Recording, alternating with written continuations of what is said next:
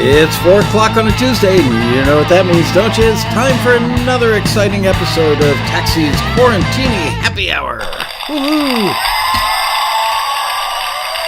Hello, you guys. Today, we're going to talk about how much does a sink placement pay? There's a tongue twister. How much does a sink pay? I have a little canker sore inside of my lip, and it's also a tongue twister. How much does a sink placement pay? How much money can you make from sink? Yeah. Let's say hello to everybody in the chat room. Hello, you guys. How are you? Get this open and that open. Say hello. Oh, no. There we are. All right. Got it. Let's see who we've got in the room today. Terrell Beckless, Ewart Williams, Music to Motion, John Hope,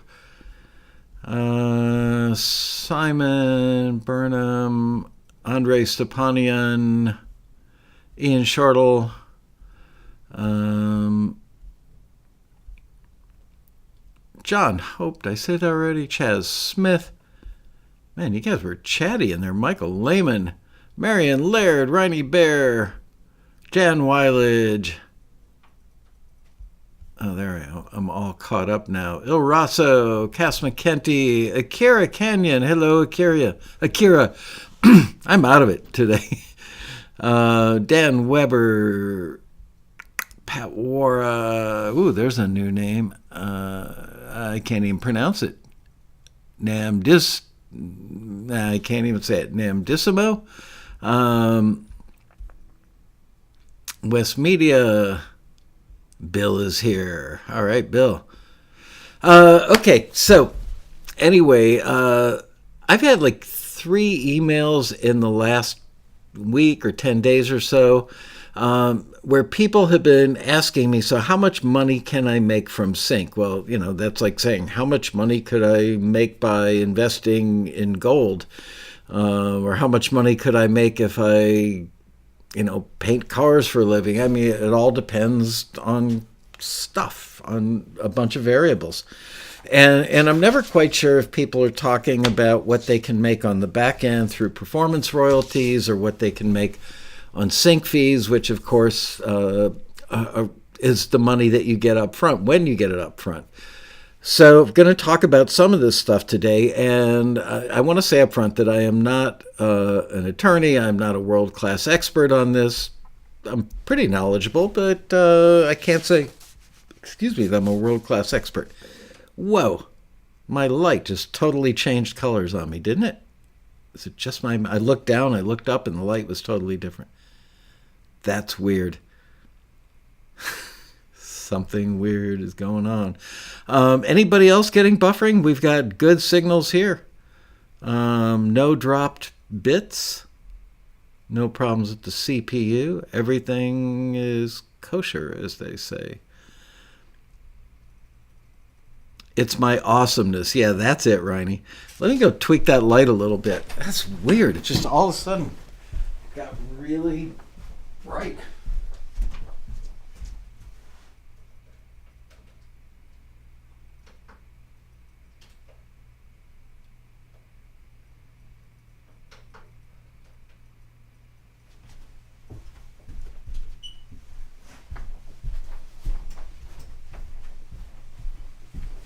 Let's see how this looks. Oh my goodness. Now I'm green. I've had one of those days today where, all right, here, I'm going to play around a little bit and adjust my color. It's changing. Wow. My mind is blown. I'm going to change some stuff that you guys won't see for a second.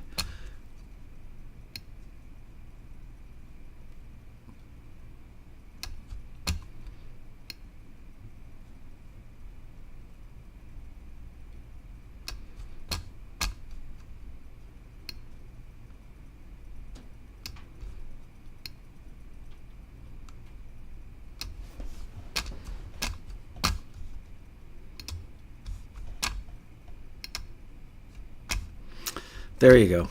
Ever so subtle, but it's been changed. Okay. Anyway, so how much does a sync placement pay? It depends. That's the answer to so much. Assuming that we're talking about sync fees. First of all, I want to say that it's really rare that if you get music, especially an instrumental cue, placed in a reality TV show that you're going to get a sync fee. It's all started with MTV years ago on their shows like Road Rules and some others where they rarely, if ever, paid sync fees. And people are like, oh my gosh, I can't believe they're not paying sync fees. And then it became kind of the norm in reality TV.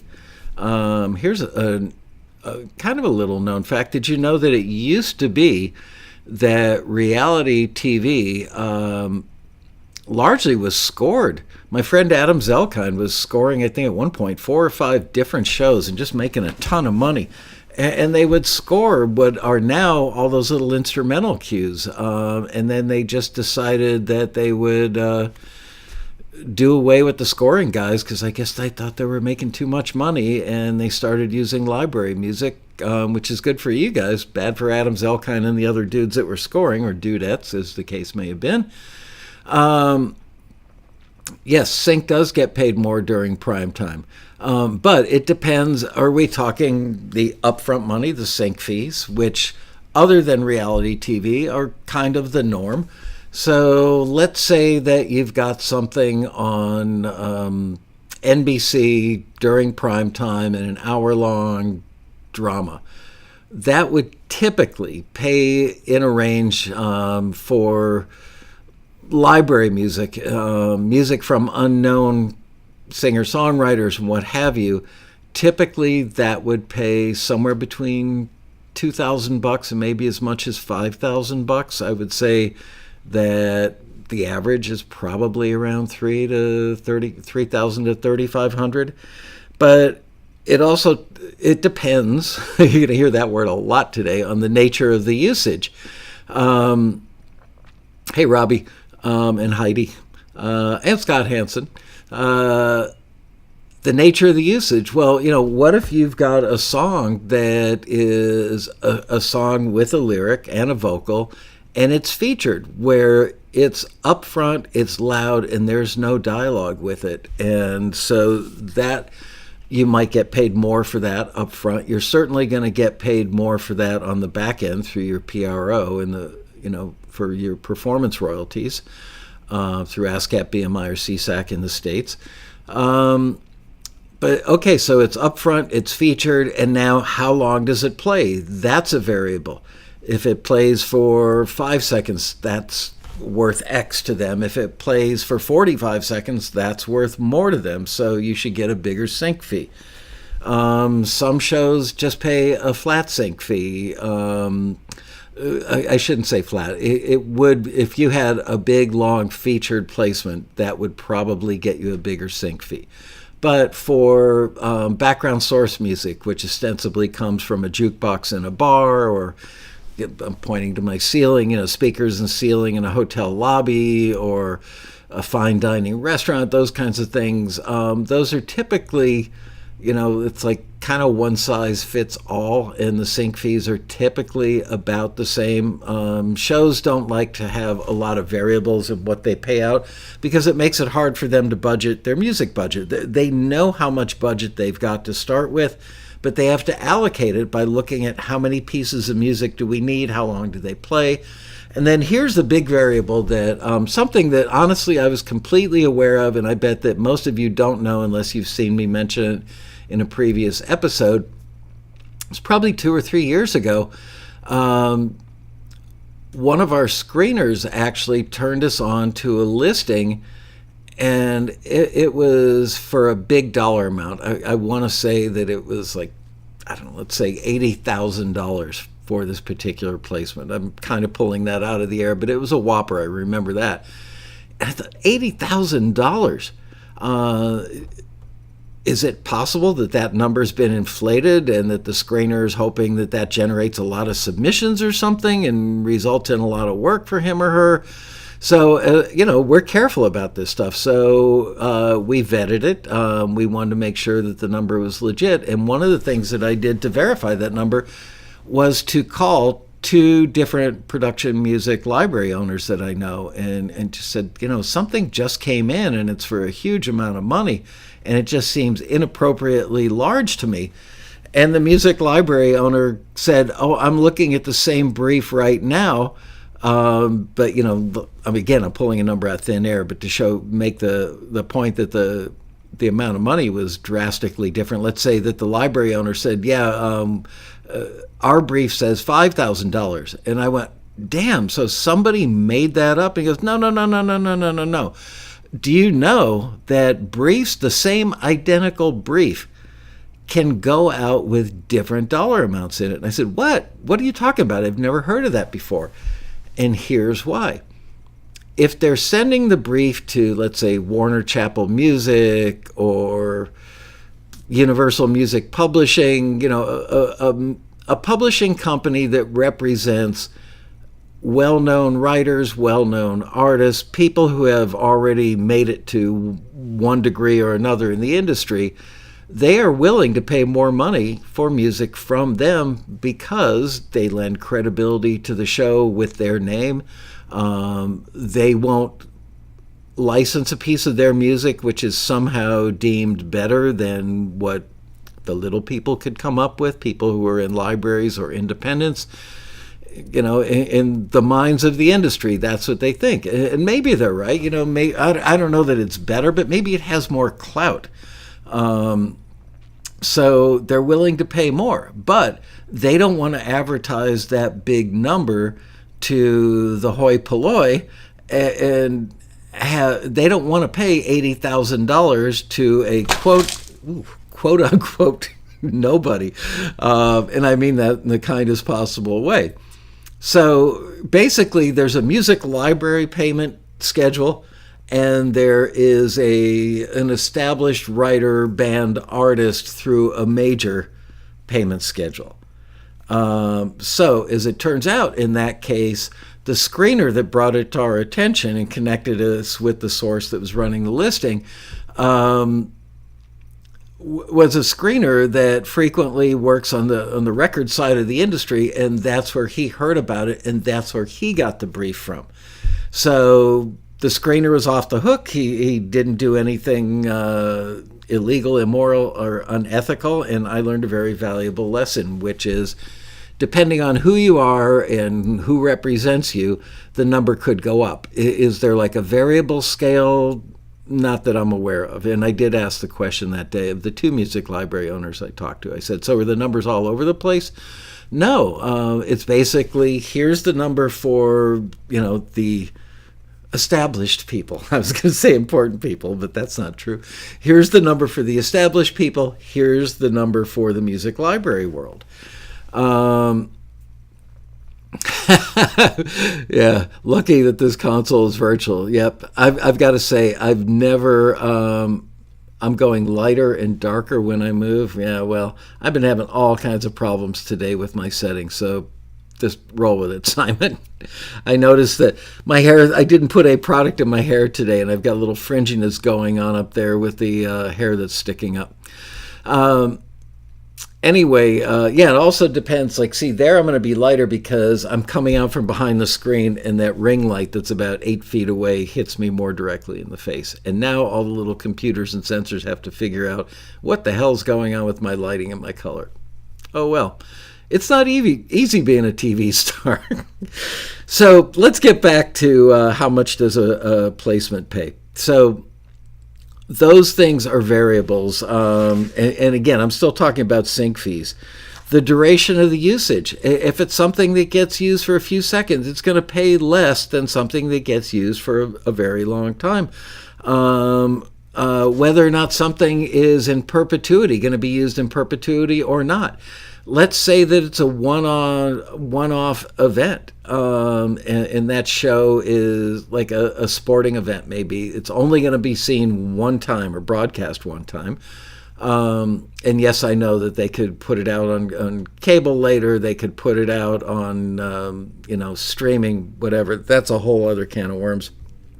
But basically, in the simplest of terms, if they're licensing your music for the known universe, and meaning just anything that could be conceived of as far as the region, like, is it local? Is it going out on a cable station that's like a local access, cable access in Peoria, Illinois, with a population of probably a couple 100,000 people or something, versus are they licensing it for everywhere in the world in the known universe, which is relatively new language, I guess, with lawyers and contracts and stuff like that. And is it in perpetuity? Because if it's a one-time thing, it doesn't matter. They license it for that one-time thing, and they're renting it for that one thing. Like renting it, it's like renting a hotel room for a day versus renting a house for the rest of your life. So perpetuity would come into effect if it's going into a TV show that's going to have a rerun 6 months later, ultimately could be syndicated to other channels all over the world. Look at Friends and MASH and other hit shows like that have run for 8 or 10 years and then gone into syndication, and MASH is still on the air every day all over the world. And the last time that show was aired live was probably, like 35 years ago or something? So at least 35 years ago. More like 40 years ago. Wow. So all those things determine how much money somebody is willing to pay for a piece of music up front. The budget. If it's a brand new show and they're doing... I don't know, like a three episode miniseries, hoping that it catches fire and they can turn it into a series. They're going to pay less for that than a big budget production that has been around for years and has a bigger music budget. I saw a great example of that was when Deb and I were binging Breaking Bad. They always had great music in all the episodes, but the music just kept getting better and better, more recognizable songs, more songs by bigger artists with every season, because the show was such a hit that they had more power, more money that they probably got, that the production company got from the network, to license the show, therefore more money in the music budget. They obviously realized that music was a very important part of the show, so they're willing to throw more money at getting really cool music in the show. Let's see, what haven't I talked about? The length of audio being used, I talked about, and the type of visual media. Yeah, what about a sync fee for a film? It's sync fees for films, typically for a wide release, pretty major film done by a major studio, like more in the $3,000 to $10,000 range for the little people versus Aerosmith getting a song in something. So those are all the variables that I could think of. I jotted down on my little cheat sheet here. And then again, then you have the performance part of your payment when it airs. It depends where it airs, how often it airs. The PROs have algorithms that nobody can explain. Not even the person who probably crafted the PR or crafted the algorithm can explain it. But basically, it's is it on a big show, a little show? How many places is it being seen? They do little samples, like, they have test cities of like primary markets and secondary markets and tertiary markets. So they don't actually count heads or viewers down to the granular level in every city. They should, because they can now. With the digital world that we live in, it'd be easy to do that. But for whatever reason, and I can only guess, and I don't want to say anything nasty, I I don't think they want to know. I don't think they want to be so accountable down to the granular level and be able to tell you that it was, 3,172,658 viewers. But they sample a city like St. Louis and go, oh, okay. So in a city of, I don't even know what St. Louis has population, I'm guessing a couple million people. In a city that big, we had 197,000 viewers, and then they extrapolate those numbers for bigger cities and other markets and blah, blah, blah, blah, blah. And that's how they come up with the magic formula as to how much money you get paid. And of course, then they factor into the algorithm, is it a theme song? Is it an end credit thing? Is it a featured song? How long did it play for?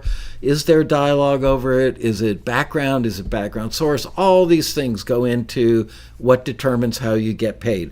So for the people that have sent emails or posted stuff on the forum about how much money can I make from sync, it all depends.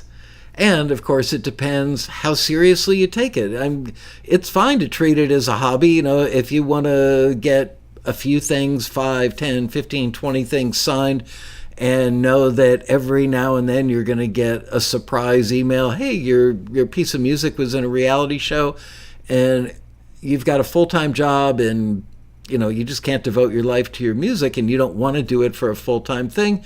Then that may be enough for you. And it's very satisfying when that happens, even if you only make, $6.84. There are other people that have hundreds of things in catalogs, and they probably make 10, 20, 30 grand a year. There are other people that have 1,000 to 2,000 things in numerous catalogs out there.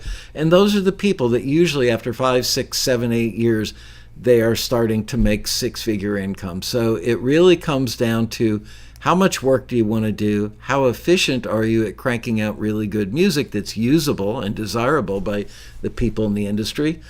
And it all depends. So there you go. Now, if you have any questions, I will do my best to answer them.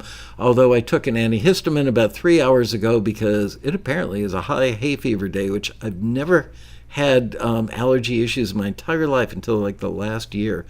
So my vision is actually very blurry right now.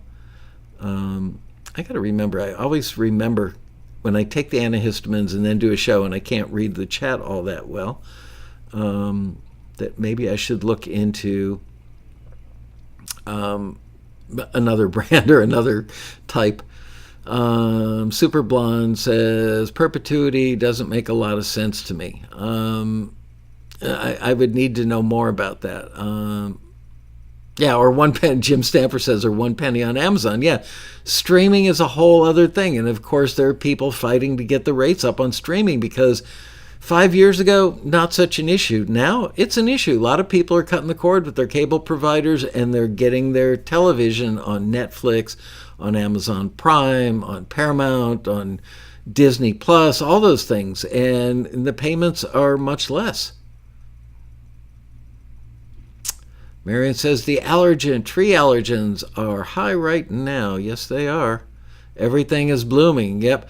Gosh, we were out in our backyard. Our granddaughter was over Sunday, and about 4:30, 5 o'clock in the evening, we have some very tall pine trees in the backyard, and as the sun fell kind of behind them and half the yard was in a shadow, all of a sudden, like 1,000 little things were flying around, probably not mayflies because it's not May, but it made me actually think of Andrei Stepanian. And I'm thinking, there's the hatch, time to go fly fishing. It is a penny business, I'm telling you. My friend, I have a friend who is kind of the Clive Davis of the production library business. One of the earliest people in the industry, has made himself a fortune. I don't know exactly how much, but I would guess well over $100 million, maybe way more than that. I know that at one point he had 2 houses side by side on the most desirable strip of Malibu Beach that you could put a house on. And they were both pretty big houses. If memory serves, they were probably both in the, 4,000 or 5,000 square foot range. They were next door to each other. And he had like a little I forget what you call it, a thing with like lattice work over it and grapevines, like a sidewalk that connected the two. And one of them was his house and one was his office. And he just said to me once, he said, the music library business is a penny business, but you get a lot of music out there, you can make a lot of pennies.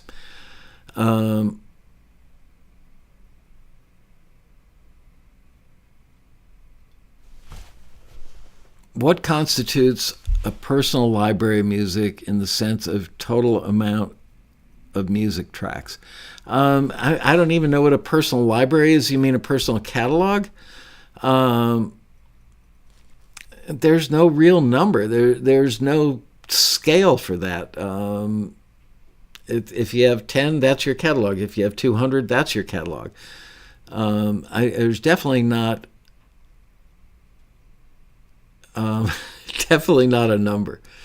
A pergola? Well, I know what a pergola is because we just had one that got infested by termites and we had to take it down. There's another name for it. I can't think of it. When it's a walkway between two buildings and it's got like a pergola over it. A pergola is more like something that keeps the sun off of the back of a house, but this is not a cardo. Whatever. It's unimportant. Not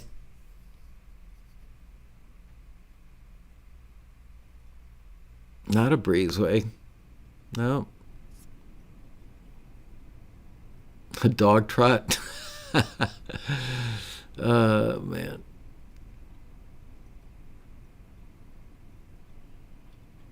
My last guest talked about having around 1,000 tracks. Well, yeah, well, you're definitely going to make more money with more tracks in more libraries.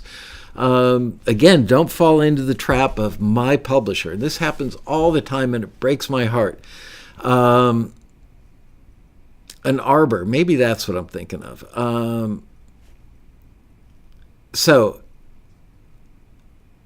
Yeah, I had one between houses. Yeah, you guys are getting me off track here. I got myself off track. The my publisher syndrome. This is really an important thing, so pay attention. Let's stop talking about breezeways for a minute. So, somebody's a taxi member for months and months, maybe years and years, and all of a sudden they get contacted by a library because of a forward piece of music was forwarded by taxi, and the library reaches out to them and says, I love this piece of music. I'd like to sign it. Great. Do you have anything else that's like that? Why, yes, I do. I've got 19 other tracks that are all dramedy, various types of dramedy. Would you like to hear them? Why, yes, I would. And they send it over, and the library says, I'd like to sign all 20 of them, the original one and the other 19. That's awesome. And now I've got a publisher. Somebody loves me. I've got a publisher. You tell your family, you tell your friends, I've got a publisher, because it sounds really cool. It's like when somebody signs a book deal. I'm looking for a prop. There you go. Here's a prop. Sign a book deal. By the way, Steve Barden has a new book coming out. More about that later, or not necessarily today, but I've already talked to him about doing a show about it. My publisher. Well, then they get all caught up in the love affair of this publisher loves my stuff. They wanted all 20 of them. But like we talked about yesterday when, I can't remember exactly what we were talking about, but when I had Callie on the show yesterday, who I thought was great, by the way, and I think you guys did as well. She was a great guest, very articulate, very smart, very level-headed. I'm so proud of her. But she and I were talking about it, that different libraries have different connections and do better with different types of music. One library might be really good at getting stuff placed in reality shows, and that's their client base. It's almost all reality shows. Somebody else might be really big with TV dramas, and that's their client base. So you wouldn't want to stick a bunch of instrumental tracks in a library that mostly works with episodic dramas, because they're mostly going to use songs or score. They may use a piece of instrumental, like cocktail jazz in the background of a restaurant scene or something like that, but the majority of the music that they license is going to be songs. Somebody else might specialize mainly in getting music into TV commercials. So you don't want to just give all your music or even the majority of your music to a particular library. Spread your bets around. Also, the demand for each of those companies and what they've got in their catalog waxes and wanes. It depends which shows are on the air. Sometimes a show will get tired of using one catalog all the time and they feel like they've exhausted kind of what the catalog's got in their 3 or 4 genres that they typically use. So they go out and they look at other libraries because they want some fresh meat, you know. Good thing for Taxi if that happens, because that causes the other libraries to then reach out to us and say, I need to add more tracks in this particular genre. So that's all, you know, those are all the variables, but I cannot stress this often enough, and I know it's so hard to pass up, but when a library first reaches out to you and they want to hear more of your stuff and they offer you a deal for a whole bunch of them, you don't know how that relationship is going to work out in the long term, but you're just so thrilled to have somebody love you and appreciate your music, and you can say, my publisher, that people actually will just give them everything. And then a year later, they send us an email at Taxi going, what's up with this publisher, man? They've got 20 pieces of my music and they haven't got me any placements yet. Well, that's because you didn't listen to me, and you should have been patient and spread your music around. So there you go. Fresh meat, go vegan. Very funny. Question from Marion Laird. So if I get forwarded to that library asking for Renaissance music, I shouldn't necessarily send them a bunch more Renaissance music. Certainly not everything you've got.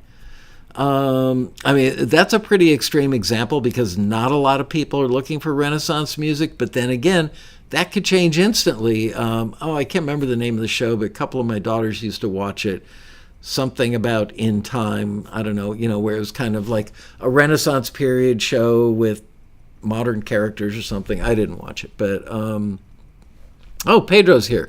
And placements can take a long time. Absolutely. I would say that when you get your music signed into a library's catalog, work really hard at convincing yourself to just write, submit, forget, and repeat. Don't think that just because they signed that piece of music, I know everybody wants to think that they are grabbing that music and they are literally knocking on doors going, check this out, new music, check that out, new music. They're not. It just goes into their catalog and waits for the day where somebody requests that kind of music. That could be a week later, it could be a month later, it could be a year later, it could be 4 years later. Hopefully the library isn't in the practice of signing a lot of music or building up a particular genre that doesn't have a lot of activity for them. So hopefully you won't have to wait for 4 years. But you could, or maybe that genre is hot for that library and the other stuff that's in there gets licensed more than yours, not because theirs is necessarily better, but maybe it's more usable. Maybe their tempo is just a little faster, and so against picture that feels better. Maybe your dramedy tracks sound very good, very professional, but they tend to sound like a lot of other dramedy tracks out there, and somebody else found a way to use, I don't know, a kalimba or a steel drum or an Irish flute or whatever in their dramedy, and it gave it just a little bit of a twist where it's not too different but just different enough that it catches the editor's attention, and they go, I'm going to use that because it's not like all the other dramedy stuff. So there you go. Yeah, it depends on what projects are active. Again, a library, let's say that a library works with like 10 different shows. Some of the shows are reality shows. Some of the shows are episodic dramas. Some of the stuff might be like movies of the week kind of stuff or Hallmark Channel movies. So each of those things has a season and a life cycle, and depending, it may be typically around September, October, November is when new episodic dramas tend to roll out. more so in the days of regular TV before things became so fragmented now with all the different streaming channels. But I think music libraries knew that they would have a lot of activity for episodic TV in like July, August, and September, with people prepping their shows to come out in the early fall. Hang on a second. I need to mute my phone because it just rang.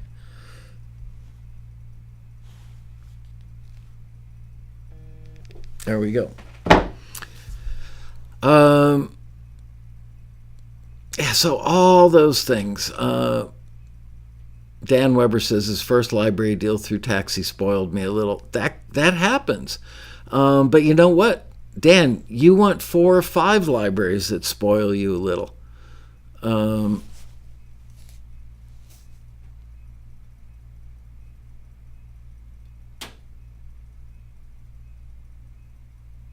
What's the best way to find out which library is working on which projects? I honestly don't know. I think that many libraries would be reluctant to tell you that, because if they say, "Oh yeah, I'm working on Desperate Housewives right now," there are people, and plenty of them, that are just going to go right onto Google and they're going to Google Desperate Housewives music supervisor and go, why should I go through a library when I can go directly to the supervisor, which you really can't.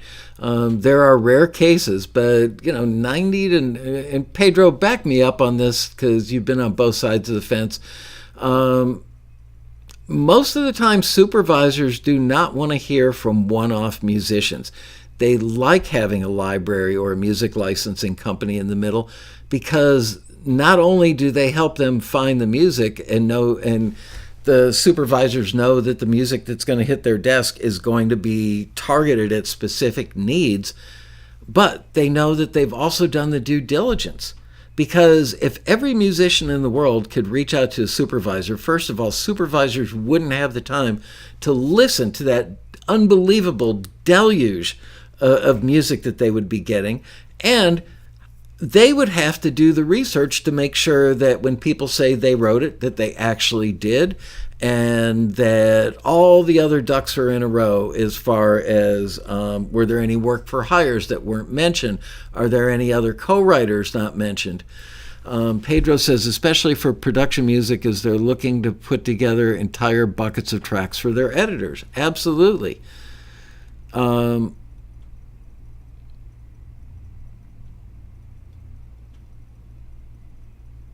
Ken Messford said, I'm still trying to get any library to sign my stuff. Well, you know what? One day the dam will break.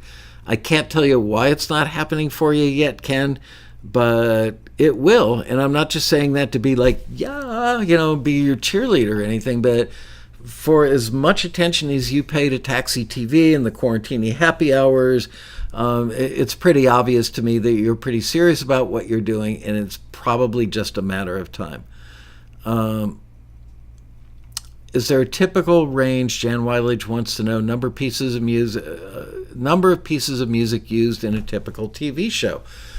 Very hard to put a number on that, other than to say that reality shows often use somewhere between 75 and maybe as many as 100 pieces of music. I would say 80 is probably kind of an average.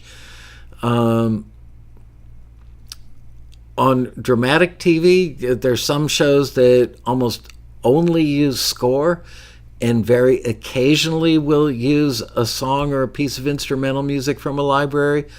I'm trying to think, like NCIS, that's almost all scored, but then again, they have times where somebody comes over to Gibbs' house and he's down in the basement working on the boat. He's probably listening to a piece of old-timey music, something that's nostalgic for him.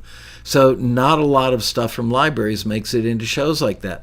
I was watching, I can't remember the name of it, one of the shows on HGTV that my wife watches, and I was shocked because usually shows like that would be considered reality TV almost always use instrumental music, but I've definitely noticed that more and more songs are getting used on at least the HGTV design-based shows are using songs. So pretty exciting in that regard. I'll answer your question in a second, Dave. I've got to take a swig of this.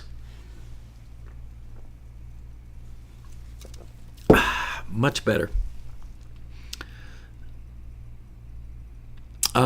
Question. Music libraries basically build a catalog, market it, and clients come to them. Music licensing companies tend to be more proactive in going after clients. Is that accurate? Not really. There's no point really in just plugging a particular piece of music. Hey, everybody, I've got this piece of music. Really, the marketing that happens is they'll announce a new collection, a release of a collection. Like we just put out a new CD. It's not an actual CD, but we just put out a new album of spooky Halloween songs. They'll do that kind of promotion. It's kind of a targeted yet general promotion that would probably go out somewhere around June or July in anticipation of people needing Halloween music for Halloween episodes that will air in October. So they do that. But libraries do that as well. But it's extremely rare that they would take a particular song and just start calling people going, you should check this out. That's what traditional publishers do to get stuff on records. But even they do what's called casting. Who would this song be appropriate for? And there are all kinds of variables with making that decision and deciding who to pitch it to. Somebody once told me, I had a song. I was in Nashville. I was in a meeting on the row, and I played a song, and I said, I think this would be perfect for Faith Hill. And when it got done playing, the publisher turned to me and he said, perfect style for Faith Hill, right key for Faith Hill, right attitude and the vocal delivery for Faith Hill, but she'll never sing it. Why is that? Because it's about, I think it was about domestic abuse or something. And whatever, it could have been a song about abortion, about divorce. It was about something that he said Faith Hill would not want to identify with that. It wasn't pro-divorce or pro-abortion or domestic or spousal abuse. It was anti, but he just felt like that was a topic that Faith Hill wouldn't touch. There are other artists that maybe would, but all these things go into the decision of where and whom you pitch certain music to.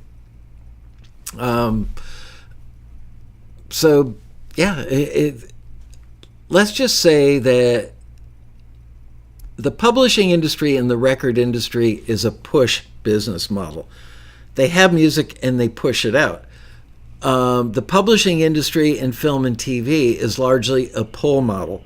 You try and build a catalog of what you think your clients will need based on previous experience with them or doing your research with a new client to see the kind of shows they work on, how many shows like that they've worked on, for how many years they've been working on shows like that. All those things are signs that tell you, oh, this is the kind of music they need. So then you might build up that genre in your catalog, and you could make that part of your pitch. When you reach out to that company, you could put together a little sampler and say, we're really good and we've got a lot of music that's this good in this particular genre. Now, down the road, I may have a relationship, or a library owner or anybody in the industry that's in the business of getting music out there may have a relationship with a particular music supervisor, and you get to know the type of music that they use in that show. Something that comes into your library may be just right on target. Do you have the privilege, I guess, the access to pick up the phone or send an email to that person that you have an established relationship with every once in a while? Not like every day, every week, every month. A few times a year, could you say, by the way, just signed something, I think you're really going to like it for XYZ show? Yeah, you can do that, but it is not the norm.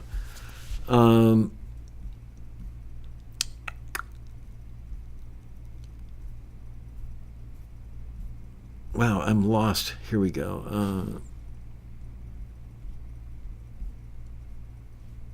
Wow, a lot of catching up.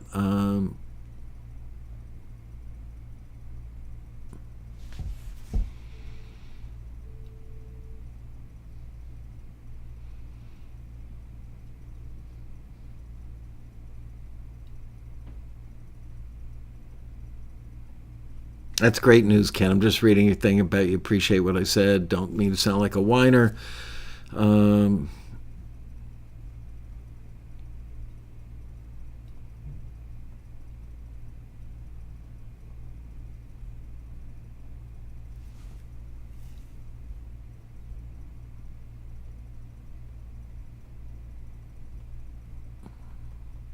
sorry, I'm playing catch up here.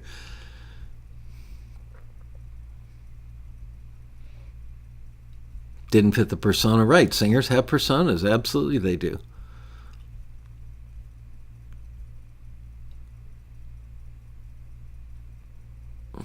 Doug, you don't have to apologize. We don't take role and we don't give demerits. Uh, Pedro answers something. Michael, I agree with Dave on that one. There is some proactive work that can be done. Hopefully you were typing that as I was explaining that there is proactive work that can be done, but generally it's a pull business model. It's not like you take a song. Are we in agreement on that? Because I'm lost now. So Pedro, was my take on kind of how any proactive stuff that does take place happens versus every time you sign something, you let everybody in the industry know that you've signed it and you got a great new song?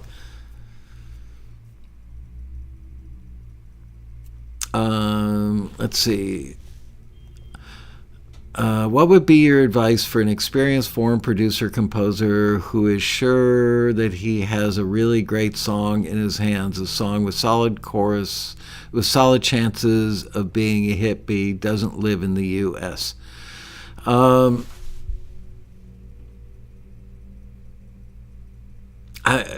I don't think living in the U.S. matters that much anymore. I mean, it maybe helps a little bit, but we have taxi members from all over the world that are quite successful, and it's more about the music. Um, right, I agree with you, Pedro, that it is different whether you're talking about production music versus artist songs. In the case of an artist song, like I said, if you get something that's a great song in, but you wouldn't send that song to everybody. You would send it to the people that you have a relationship with, an entree with, where you feel it would be good in their productions versus just sending it out to everybody, right? You might tweet about it or something, do some social media about it, but would you literally send it out to everybody whose email address you've got?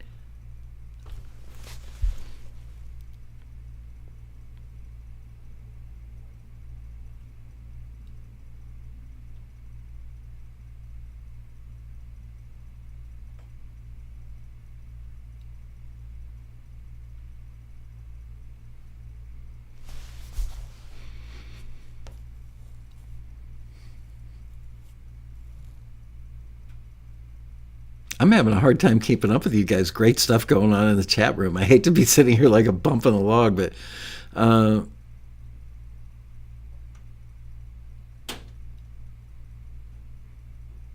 right. Okay. So yeah, you and I are in agreement. You've got to have some business sense and relationship sensibilities. You can't just. I think it's a misconception that people on the film and TV side of things, when they sign a song, that then they go out and market that song and promote that song, just like, hey everybody, I've got this awesome new song. It doesn't work that way. Again, targeted pitches to people that you have relationships with that can use that type of material. There you go. Um, there is interesting talk in the chat tonight. Uh, Hey, Carosa, we should do a show where we play 3 or 4 of your early things that didn't get forwarded versus some recent stuff that did get forwarded, kind of a before and after. What do you think about that? Excuse me. Uh, Scott Hansen wants to know, how has COVID affected the amount of music being requested by music supervisors percentage wise? I've heard 2 different stories from different. There have been like 2 camps of music or of libraries that have told me. Some people have said they didn't even experience a hiccup. Other people said they went through a drought and that recently that the dam has opened up again. Not much in the middle. It was either COVID didn't really affect us or COVID definitely affected us. It was really good for us, actually, as companies had more time in their hands because they weren't filling orders. So they had more time to review their catalogs and realize where they needed to like update their sound, get more modern stuff, get rid of some old dead wood. So we've just had a ton of great listings coming in now for pretty much during the entire COVID period. Yes, please don't forget to like today's episode of the Quarantini Happy Hour. And if you don't subscribe to this channel already, do it. Hit that little red button. It doesn't cost you anything. And this way you'll be alerted and you will know when really good stuff is going to happen here.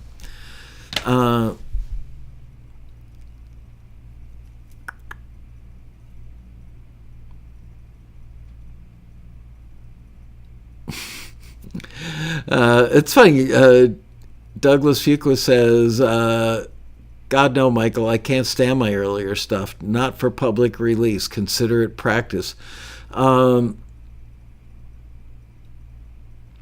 it's almost everybody would say that, but it's funny. When people first join Taxi, maybe even their first year or two, and they submit stuff, it's like, why is it that I never get forwarded? Why is it that when I get forwarded, I'm not getting deals?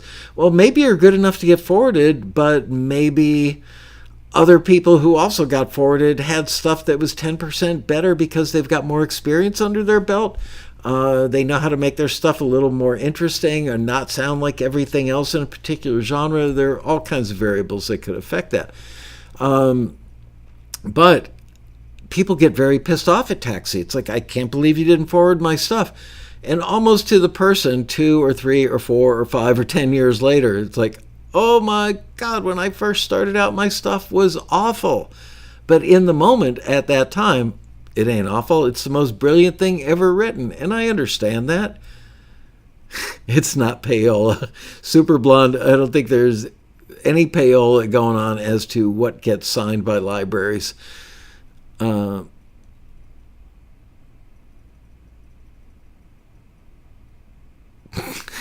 Cass says it's like not wanting people to see a picture of you when you were 6 years old. You know, that's something. Doug Minnick used to be our vice president at Taxi. He and I have remained good friends. He was one of my all-time favorite people who worked here. Really contributed a lot in the early growth years of the company.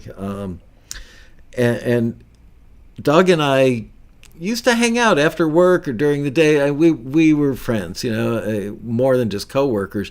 And we would be amazed by how many people would send in CDs with pictures of themselves as a kid.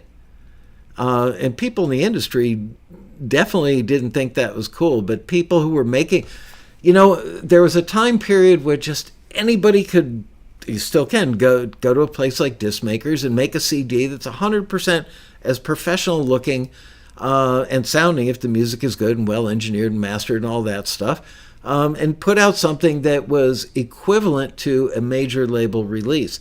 Yet something compelled people to put pictures of themselves on a tricycle, on a swing set, riding the back of their Great Dane. We had one that was a classic. I remember specifically, Doug and I were standing right out there outside of my office one night, just looking at this CD from a female Taxi member who was quite good. I mean, like signable by a major label good.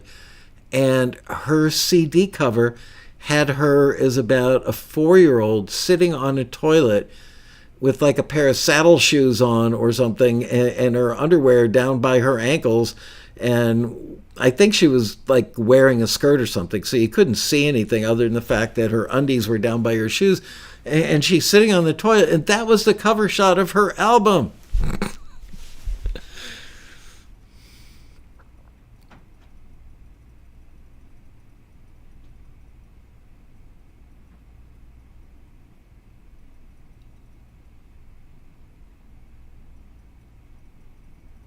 Wow, 4 minutes left. This hour went by quickly.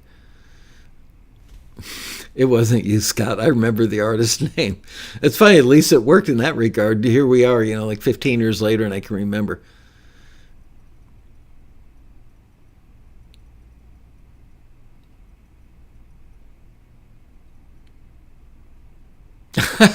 Cass is guilty as charged. He's on a pony on an album cover. There you go. Simon doesn't mind not getting forwarded. It means I need to get better. That's a great attitude. A lot of people just blame everybody but the fact that they've got to get better. And that's not an embarrassing place to be. Everybody's got to get better at some point, right?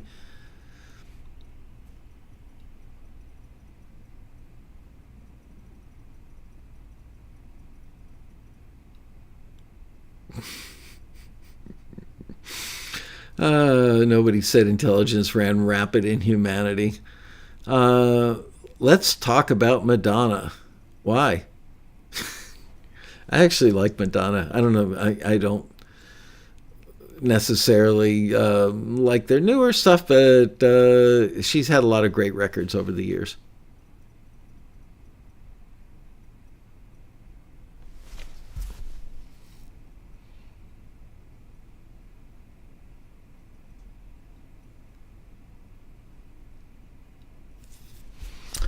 Is there anything else I'm supposed to do today? No. By the way, Steve Barden does have a new book coming out. I can't remember the title, but it's about production music. Oh, it's Deconstructing Production Music, I think.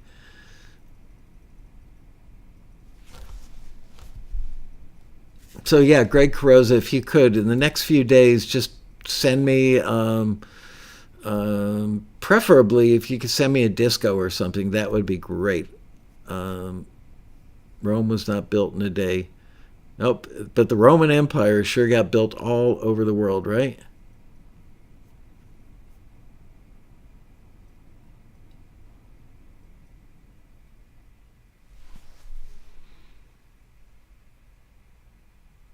Oh yeah, Pat Warra, if you haven't read this book, definitely read this book. There are some books that you just have to have. Both of Robin Frederick's books, Shortcuts to Hit Songwriting and Shortcuts to Songwriting for Film and TV, which I still am in disbelief that didn't sell as many copies as the first book, because sync is such a big thing now, and it's definitely different writing songs for sync than it is writing songs for records. So both of her books, both of Dean Crapane's books, and Steve Barden's book. If you have all those books and actually read those books, you will be miles ahead of where you are now.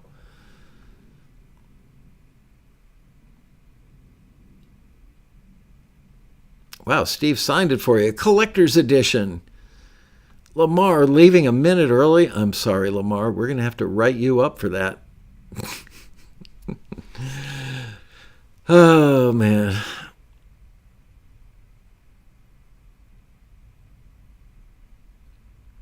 Reading the Robin Frederick book this week. I have lots of comments on it. Well, do me a favor. Don't post them all in the comments under the YouTube videos. It just creates more late night work for me. I love comments under the videos, but not comments where I have to write a 200-word answer.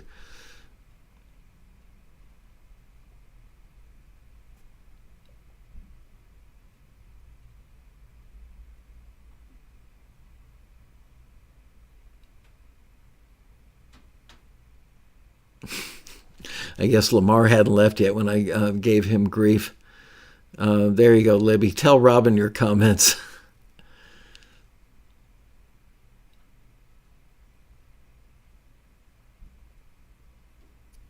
Demystifying the Queue. Great book.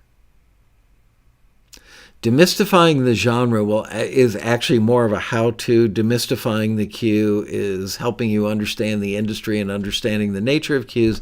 Demystifying the genre, Dean actually has links to the material so you can read about it and listen to it while you're reading about it. Anyway, all right, we are done. It's 5 o'clock. Robin is da bomb. She's really helped a lot of people.